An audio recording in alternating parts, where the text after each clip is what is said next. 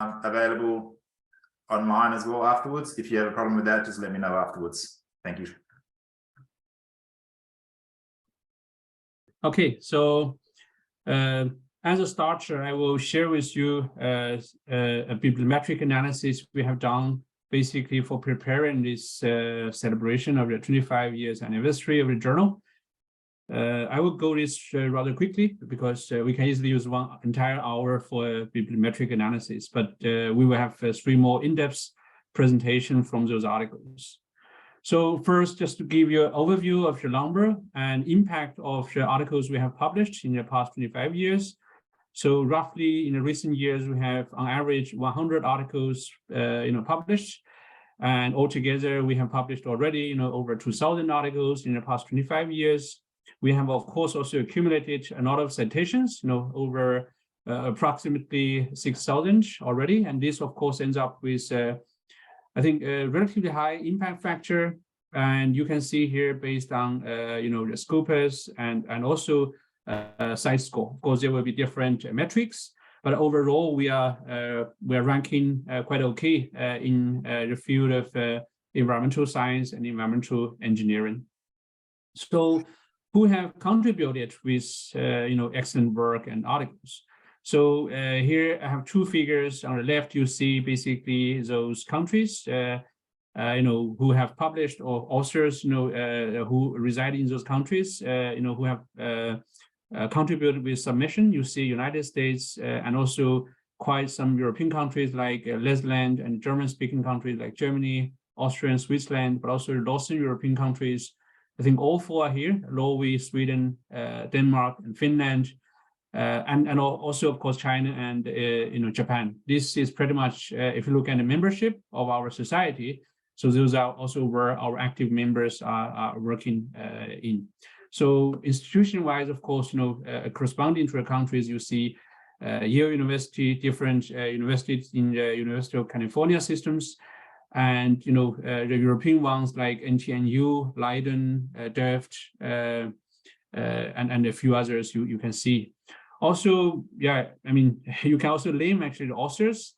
I see actually quite a few of you are in the room here, so thank you a lot for submitting your very good work, and actually all the active members and all the previous and current ISIE presidents are also publishing a lot in the journal. So you see, I think Edgar and Hans, Stephanie, Shinichiro, I'm pretty sure you're also here. So Chris, Tom Grado, and so quite a few other active members also standing out here. So which journals are citing GIE articles? So on the left, you see a list of top or most often seen journals which have been citing GIE articles. You see RCR, International Journal of Life Cycle Assessment, Science of Total Environment, ESMT, Ecological Economics, and so on. I think very interestingly, you also see GIE articles have been used and cited by many policy reports, including the International Resource Panel reports and IPCC reports. So here is a graph where we actually show, especially in a very recent one, Assessment Report 6. So we see actually approximately 50 to 60 articles are already cited there, not only in actually working group 3, but also in working group 2. So we have actually compiled such a list for all the GIE articles that have been cited in the AR6 on the GIE website. So you will soon see that if you want to look into the details. So please check there. Yeah, we can also show a little more details around the journals, those countries and institutions. Here we show not the authors, but those sort of impact, so which journals have been citing our published work.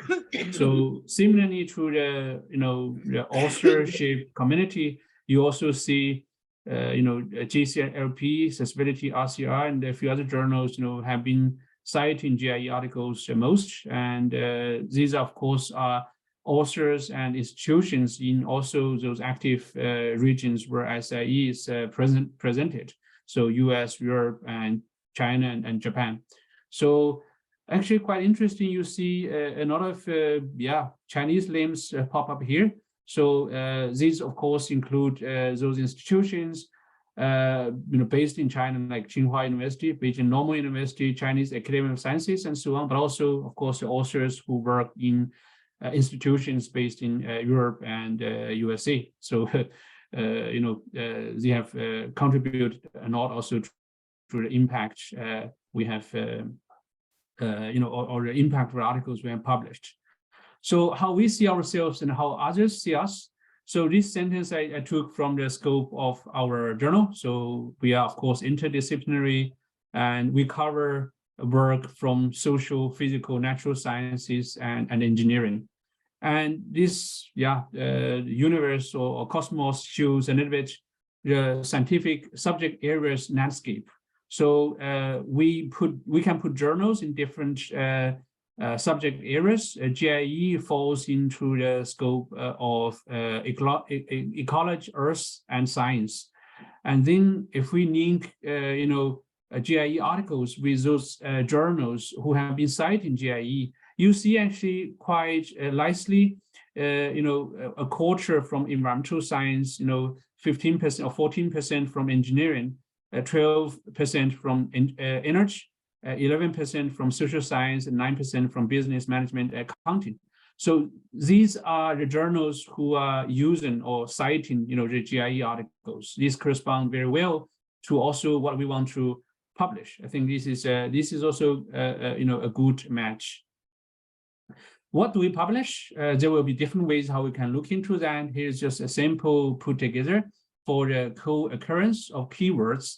So you see, of course, different clouds, and we can cluster them, use the keywords, and life cycle assessment obviously is a very important part of our published knowledge, and also urban metabolism, and also in between, greenhouse gas emission accounting, for example, is a very important field. And in between material flow analysis, substance flow analysis, and life cycle assessment, we also have waste management and recycling, which is, of course, a very important field.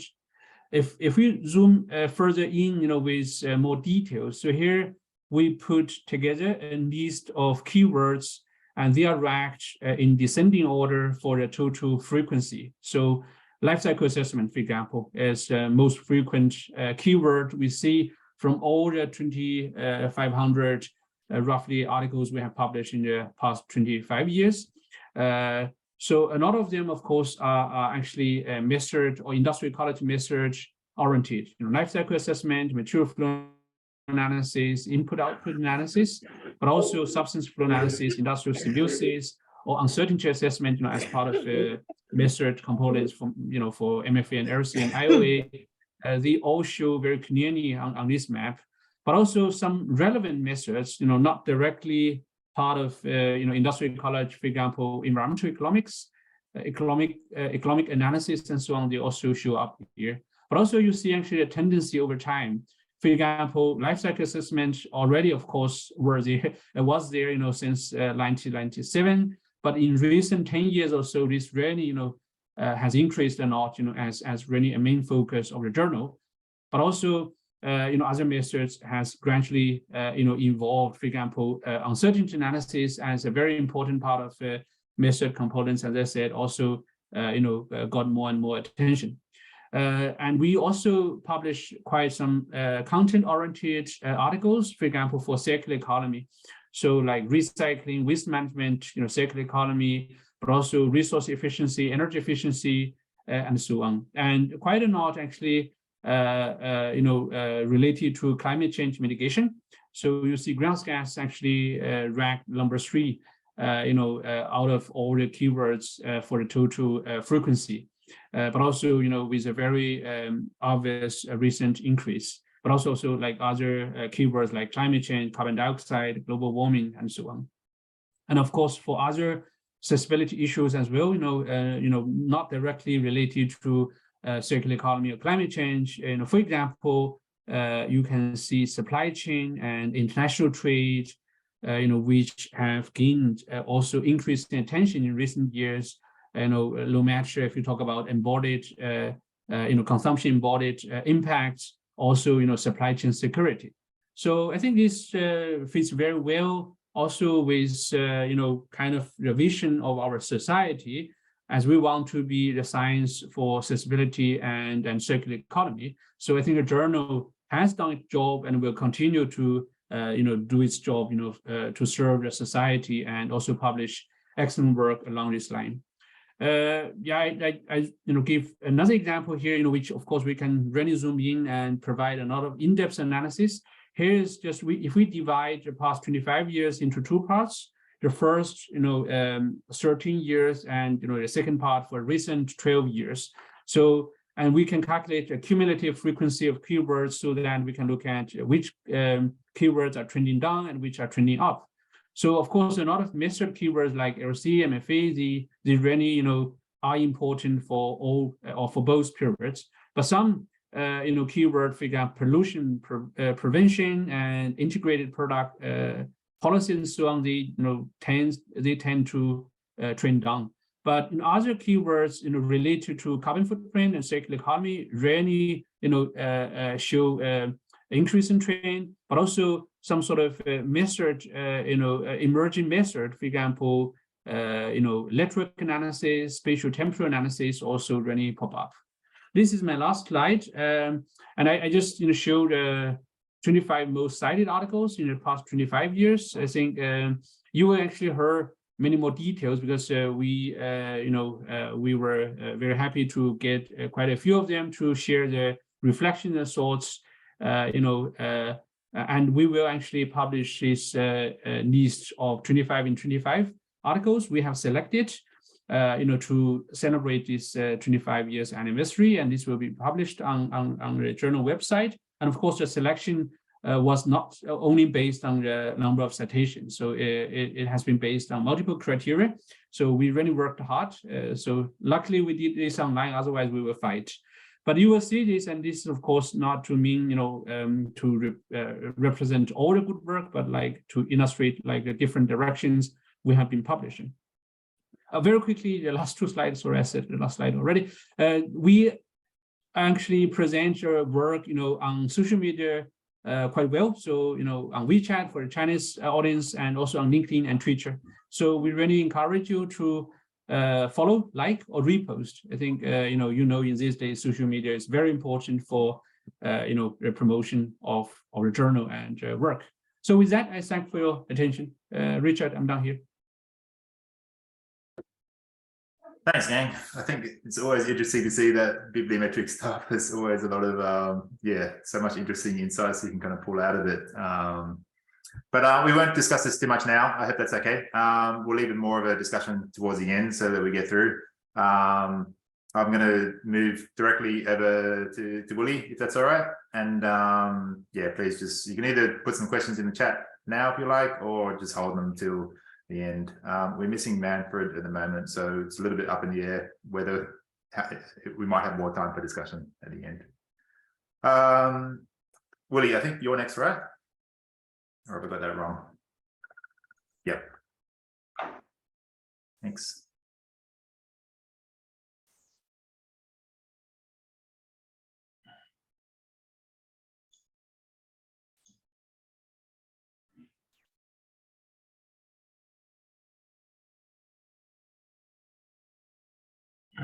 Just a sec, sorry.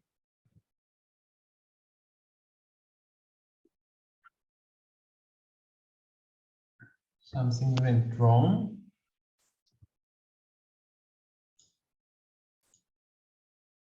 Can you see my slide? We've got your calendar, and now we've got your slide. Oh gosh. That's your slide. Okay. Now we've got your calendar again.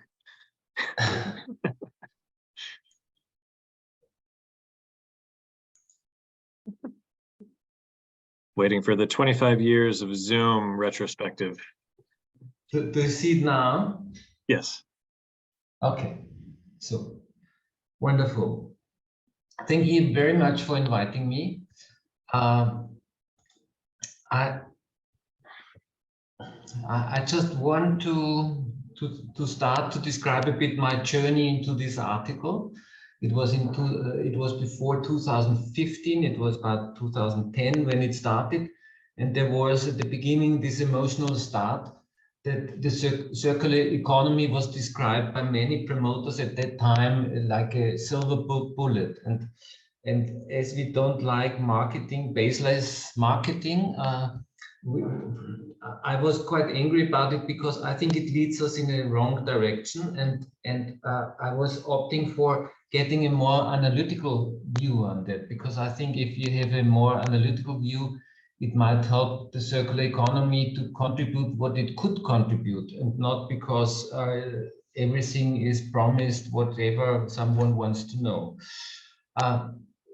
Coming from social metabolism and this corner of science, the one challenge was that we have a black box here. We have this what goes in and what goes out, but we don't know a lot about what's going on internally. And so it was a challenge first when we want to have an analytical approach to the circular economy, we need to open up this box. And in internal discussions, it became quite clear to me, we had a lot of discussions on these issues, that when we split the inputs into what is used for energy purposes and material use, then it's far easier than to go the next step, because for the energy use, we know if we strictly apply a mass balanced approach, what happens with the material. And when we look at the material use, there we have this stumbling block in there, the stocks, where we for a long time had no idea how much stocks are around and what gets added to stock and what gets demolished.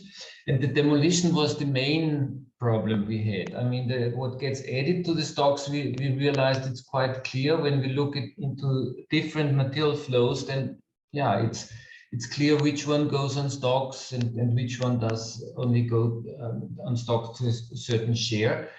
So the demolition was the biggest issue, and there is the waste statistics as well. And we knew that the waste statistics are quite shaggy. So that was the big stumbling block at that time. But I knew when we bring some light on that issue, we might be able to open up the box in a way that we can discuss circularity more precisely. And there was one aha effect I had. We had a project together with colleagues from an waste research institute, VITO. And this project was for the European Commission, and we had to look into material efficiency. And I did my metabolismus work, and they provided all the waste data, and then we put it together, and I showed what my strict mass balancing results would be concerning waste, and they showed me their results, and they were quite different. And then I asked them, which figures, which data do you trust more? And they, without thinking, said they trust more my numbers. So that was quite important for me to get more self-confidence in going on with this approach, because I didn't want to challenge people who have empirical data without knowing what is exactly the problem with empirical data. And I knew it more and more that they don't have a proper understanding of system boundaries. Many different waste data are put together. Since they're not very satisfied with their data, they make some estimates, but they don't know if the estimates are already in the empirical data, and so on and so on. And I think that led me to this this approach to say, okay, let's do it strictly mass balanced. Maybe we make a mistake that we put it to the wrong category, but overall it's correct. And since we have a long time series, we could say, if we have an idea on lifetimes, we could go back in time and look how much was put on stocks for these stocks that run out of their lifetime now. And that's the way how we could estimate the demolition. And this was then the way how we could make this system-wide metabolic perspective, fill it with this circularity rate, the 6%. I think the important issue here is that we have a really overall perspective, and all the kind of examples that are shown in circular economy, where you have 80% reuse and whatsoever, it doesn't show all the externalization or problem shifts. And this is then a view where you get everything in the scope. We do not know exactly what triggers the result, but we know the overall result. And since for the environment, it's not the 6% that matter, but the amount of outflows and the primary resources, we can make quite some statements on that, how this develops over time. And then there was another interesting aspect. When we published the article, a colleague of mine, Fridolin Krausmann, was promoting it and sending it to people from the European Environmental Agency, and they sent it further. And one day I got a phone call and someone was asking me, is the article controversial? And that the first, I didn't know what to answer to such a question. And then I said, yes, well, it was with the Journal of Industrial Ecology. They had quite a good review process. There were a lot of comments. We were dealing with the comments and we answered them. So I assume it's quite acknowledged as sound work within the community, and they were satisfied. And the call came from the DG Grow, so that was very interesting for me. So it didn't come from the DG Environment, but from the European Commission's Director General that was dealing with the economic issues. And they were interested in going on further into that issue to inform their further approaches. And so after an article is before an article, so to say.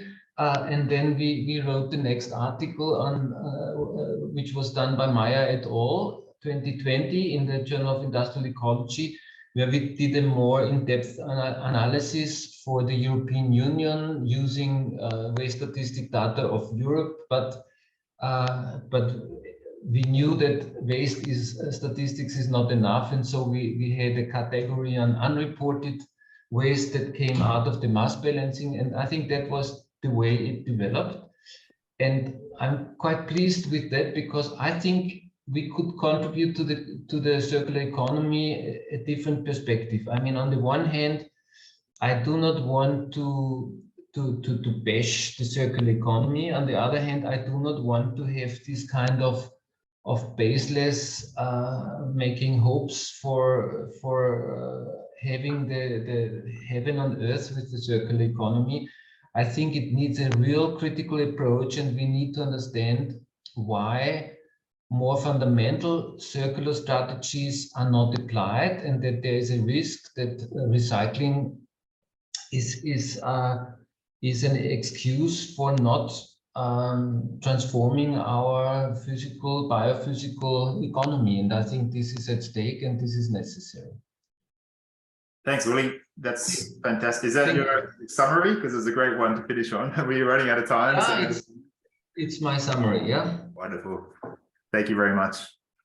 That was a very interesting talk. Again, we'll just hold the questions to the end so that we can have 10 or 15 minutes, and I'll switch straight over to Trevor now.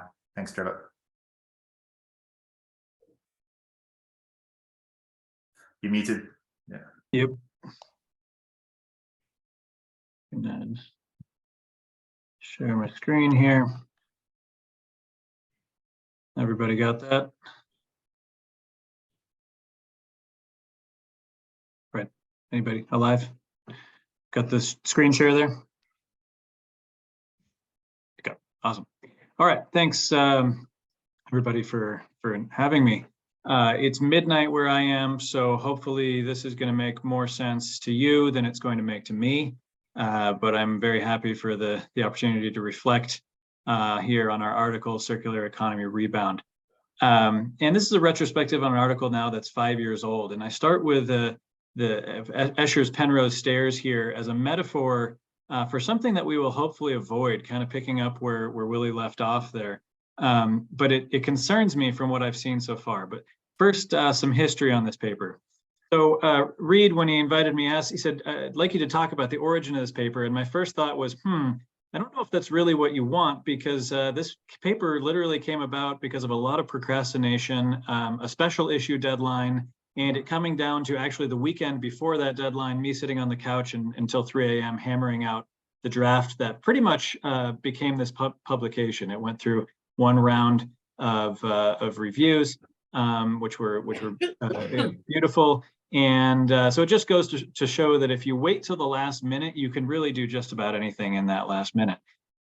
Is that the lesson from this? No, not really. I did indeed sit down to write this draft over a weekend to meet the deadline for the special issue. But the only reason I was able to do that was because this paper was the culmination of years of thinking about this problem, solving small bits of it, and most of all, trying and failing to explain it to other people. So before all that, though, the history of circular economy rebound, this paper is really a story of an insight. Let's talk about insight for a second. Probably the most famous moment of insight in history is Archimedes yelling "Eureka" after he discovers the relationship between displacement and density in the bath. And here we see Archimedes running from the bath, crown in hand, stoked because he's figured out how to tell whether the king's crown was pure gold.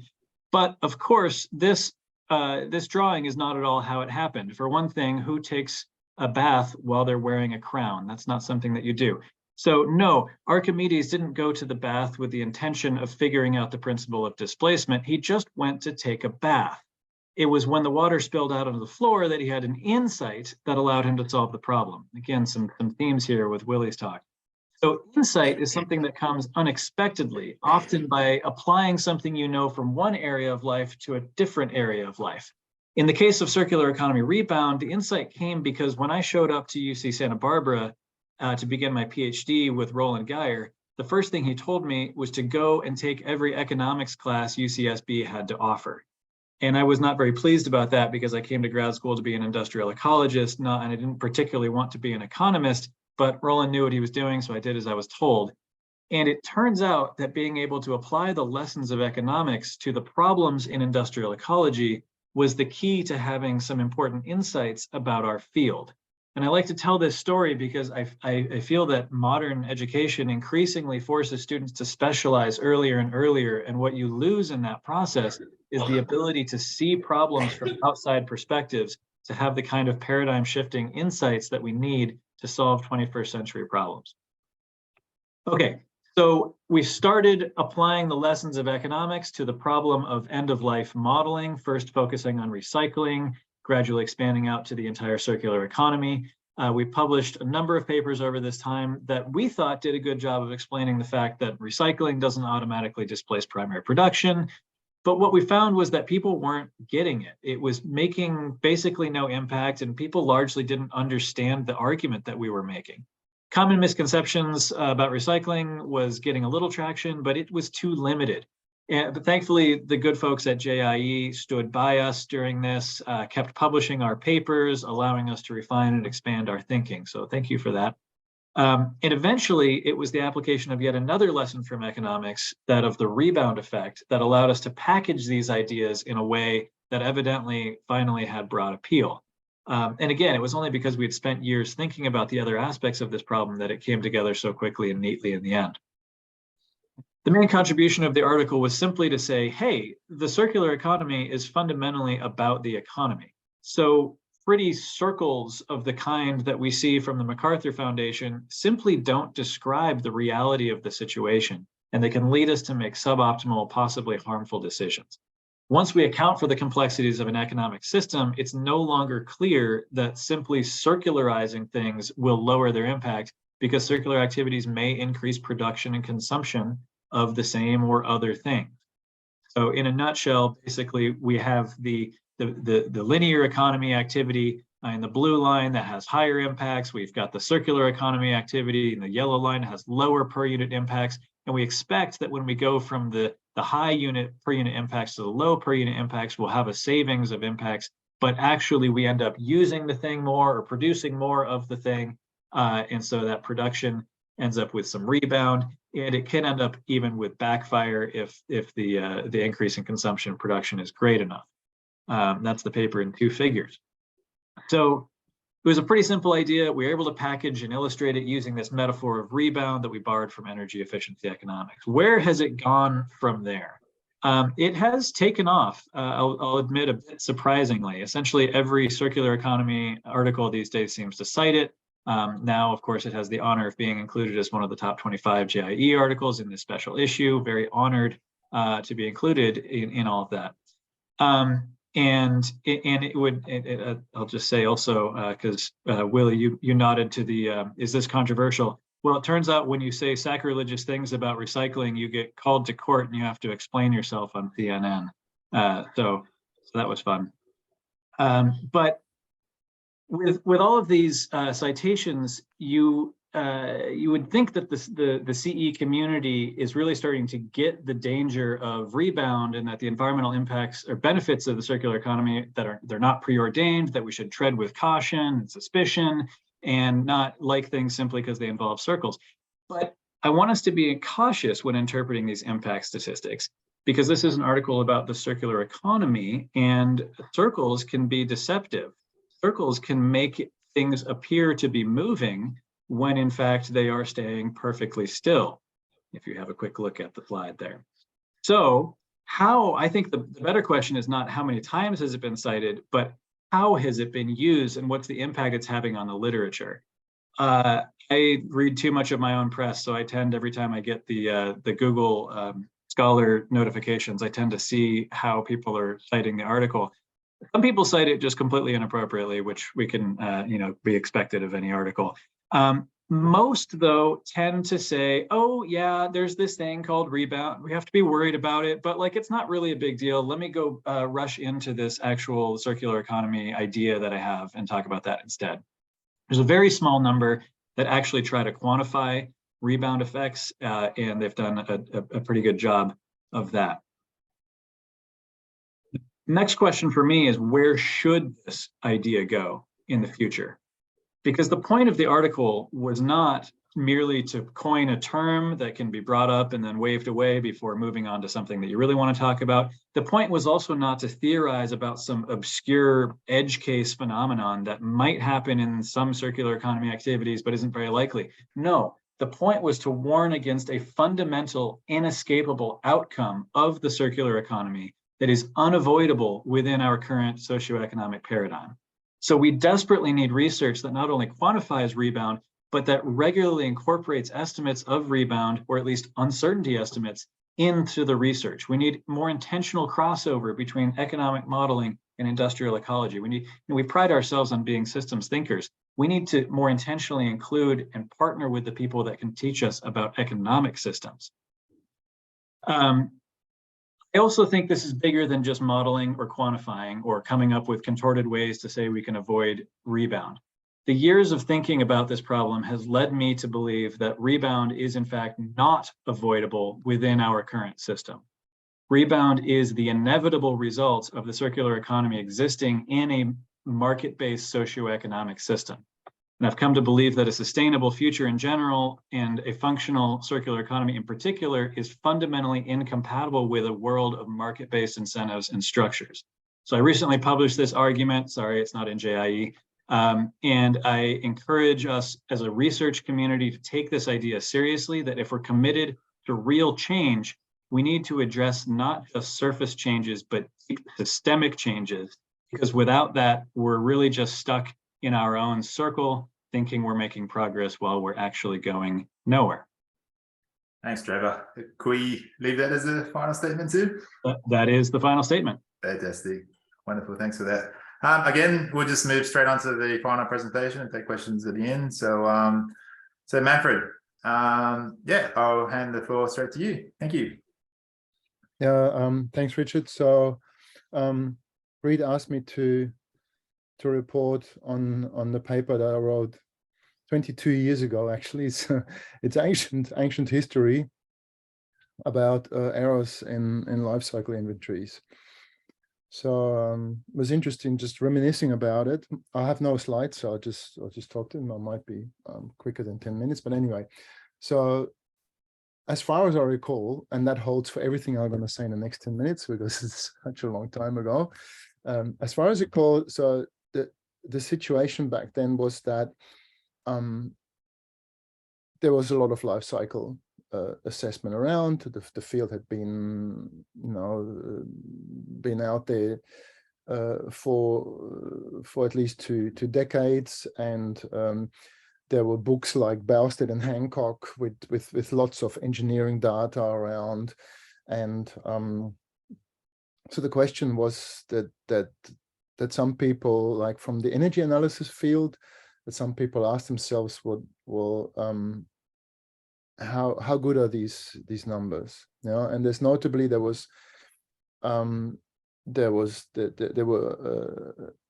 say 3 researchers from the US. There was Ballard and Herondale and Seybold, and they really early on published a comparison between the approaches of what they called process analysis, which is sort of an engineering bottom-up approach to a life cycle assessment, and an input-output assisted assessment. And that paper was out 1976, amazingly early, and amazingly well progressed already back then. When I looked at this, I thought, yep, so there are these 2 approaches, and they use completely different worldviews, they use completely different data. But there wasn't anything out there in terms of quantitative comparison. How did they stack up in terms of errors? How reliable are these numbers, and what do we do now, knowing that there are these 2 methods out there? How do we go about using one or the others, and what yardsticks can we get from knowing these methods and the case studies that they're applied to, and ultimately is there a way forward? So I started looking into what Ballard and others had to say about process analysis, and pretty clearly the word truncation error came up, which means, yeah, with bottom-up data like Bousted and Hancock books and engineering type approaches, you start with your product or your activity that you look at, and from engineering knowledge, this activity needs that input and this input, and that in turn needs this. But pretty quickly, after about a dozen or 2, depending on how much resources and time and money you have, you stop and say, well, everything else that I looked at is pretty negligible, right? So I'll just stop here, draw the system boundary, and that's about it. And then the alternative was, well, you throw input-output analysis as it, an economic technique, and you have the whole supply chain, because, Leontiev has shown us we just invert a matrix and you have this whole thing done at once. And you think, well, how do these 2 numbers compare? And that's when I thought I just like to do as systematic as possible comparison between these 2 methods and how they stack up. And to do this, I thought I need to look at different products, lots of different products from different industries that can be assessed with either of those 2 methods, and then let's see how they compare. So, the way I went about this is to say, well, because input-output analysis does all these supply chains, it includes the stuff that process analysis does, which are the more proximate, direct contributions to the life cycle inventory. So then I dissected the input-output part into the production layers, first order, the more direct impact, and then the further upstream layers, and then looked, well, how does it stack up? And I noticed pretty quickly it depends on what you're looking at. If you look at a power plant, a lot of the impact is pretty much in the power plant. A lot of the emissions are from the power plant itself, and whether you include the upstream contributions or not doesn't really matter that much. But then if you have a bank, a service or something, actually does matter a lot. But then I heard people from the engineering field say, well, you know, these economic methods, they might give you the whole supply chain, but they're not very accurate, because you're dealing with a whole class of products, fruit, but you can't tell whether, you know, what the difference is between a banana and a cherry and an apple. You can't, because the data are not granular enough. So again, and they say, well, how do we deal with this? So I went about just trying as good as I could just to look at aggregation errors in input-output analysis and how one could go about them. And then one thing transpired, and that is in the process analysis world, you know, this cutoff, it's a systematic error because you're always too small. In the input-output world, it's not a systematic error, but it's a stochastic error, because you could be too high or too low, depending on the product that you look at. Maybe atypical for your sector, it may be atypically more intensive in its environmental impacts or less intensive. You just don't know. Yeah, so there were two fundamentally different types of errors involved in that, and so that's I think was the main outcome of this, and that what in the future then has been taken up. Mostly the article by now has got more than 500 citations. So, and it's mostly that it's recognized that it's really two different types of errors. It's more important than the actual magnitude of errors, because as you could see, you know, for some applications, the aggregation error of input-output analysis is really high, but then the truncation error for services or for process analysis can also be really high. It really depends on what you do. So, but anyway, what we now have is that at least for the stochastic error, you can throw a Monte Carlo analysis at it. It's a really, it's quite a straightforward technique. It's easy to program. It's like 10 lines of code, more or less, and you can do this for an input-output analysis. The second lesson that came out of this paper, and that got more and more popular as the years went by, is that you say, okay, if we have two methods, and one is good in one way and the other and bad in that way, and the others and the other method actually is good and bad in the reverse ways, why not combine them? And that's what is now hybrid LTA, where you do the proximate parts of the life cycle inventory using process analysis, using your really detailed, accurate, specific process data, and the rest in the background you just substitute with input-output analysis to make it complete. So one is doing the other method a service, and you can marry the best of both worlds. So, and that's been quite successful, I think, in the past, say, a decade or two, the application of hybrid. And also what I hope will come more about from this type of research is that when we present numbers, I would wish that we don't present just one number and say, well, this is the result from the analysis, and these are the comparisons, even with different methods, that we say, oh, this alternative is X and this alternative scores Y. But then we say this alternative scores X plus or minus delta X, and this alternative scores Y plus or minus delta Y. And of course, if we run a process analysis, you can't tell delta X and delta Y because it's a systematic error, and you do not know how much you leave out unless you look at it, and then you might as well include it. So it's like a catch-22. With input-output analysis, you can, because it's a stochastic error, and you can quantify it. So at least, you know, assuming that the process engineering part is pretty accurate, you quantify the aggregation error of your input-output analysis. You don't deal with the truncation error because you use a hybrid method. So it's very nice. And you are able to give decision makers not just a number, but a number plus or minus an uncertainty range. And I think that if that was done routinely in research papers, so it's just, okay, you know, you need to put an uncertainty analysis in it for a life cycle assessment or a carbon footprint assessment, because, you know, now these days, footprint and life cycle assessment share a lot of the same methods, a lot of the same hybridization. It's really nice to see. I think that would be on my wish list for the future. So decision makers take uncertainty, take that into account, into consideration, and then hedge between your different alternatives. Thanks, Maverick. I think we'll wrap up on that one. So thank you. It was very nice. Great that you were able to jog your memory. We know there's a lot of stuff in that brain of yours, so it was good that you were able to pull this stuff out. So thanks, everyone. We have 10 minutes now to have a quick discussion. It's not going to be extensive or a main focus. I will open the floor, I think. We have a little bit of a gender imbalance in our panel, so I'll invite at least some people who, sorry, Marina, I wasn't meant to add Trevor to the spotlight.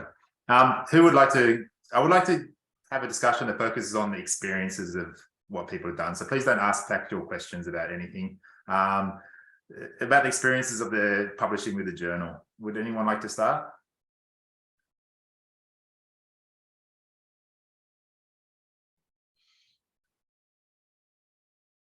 That's okay. Okay, there were so many hands that popped up after the talks that I thought that there was lots of people kind of keen to ask questions. But that's, please think of a question if you want to do it. But in the meantime, sorry, I'm just trying to get the right people up here, the panel.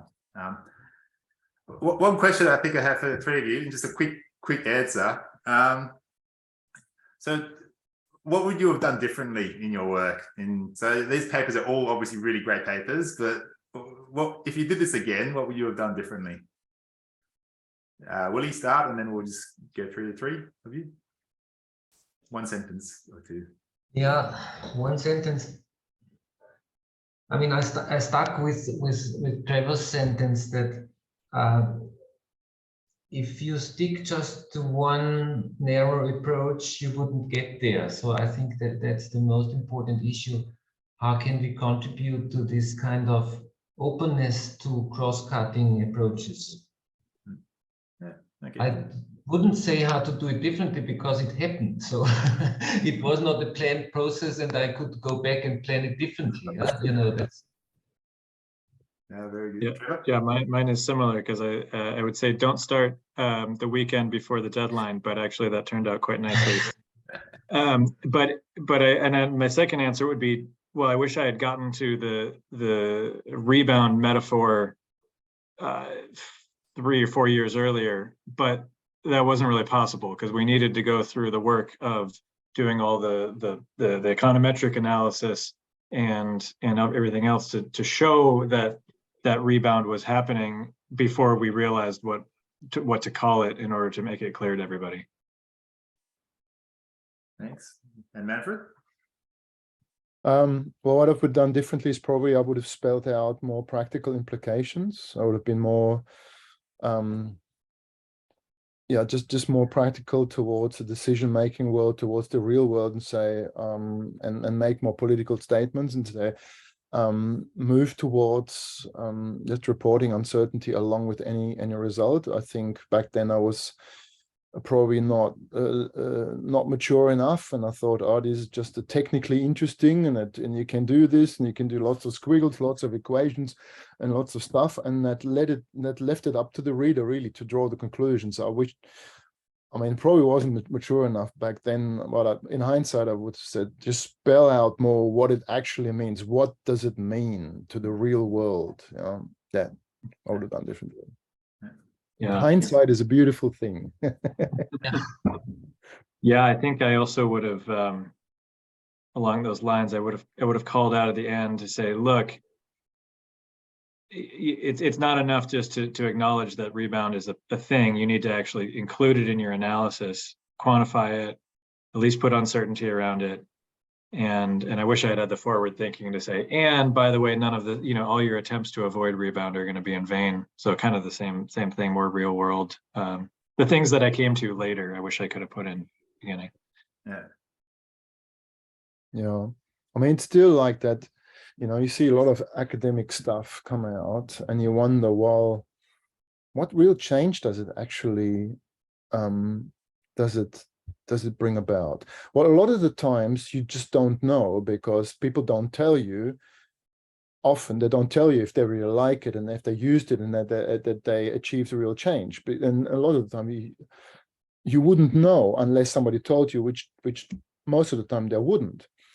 But looking out there, you know, we're in such dire straits now, and every year it gets worse, that you think this has got to be more practical. This has got to be more impact oriented. You know, you've got to ask yourself, not just, well, this is a niche, this is a gap in knowledge and I can't do it, but why do it? What good's it going to do in the world? Yeah, and I think that has changed since I wrote that paper. Back then we think, oh yeah, you know, sure, we're at 0.2 degrees of warming or something, you know, it'll be fine. But now it's very different. So we got to be more political. That's what has changed in the last 10 years. Science should not operate in the vacuum anymore. It's too late for this. That has changed for me. Well, but do you not think, Manfred, that, I mean, that as scientists we have a rather simplified approach, that we think the more we know and the better we communicate, it will change the world. But I think the actors out there are caught in their own dynamic, and they only pick up what fits into their own kind of interest and logic. And I think we would need to be more precise on understanding the systems we are communicating with and what triggers a response there. So it's a completely different field of scientific inquiry we would need to engage in. The more we understand it, the more frustrated we get if one is responding. So I think this is a missing link, yeah, to have more spotlight on the systems we communicate with. Yeah, no, I definitely see what you're saying, because we're scientists, we're not marketing people. We don't have that skill set.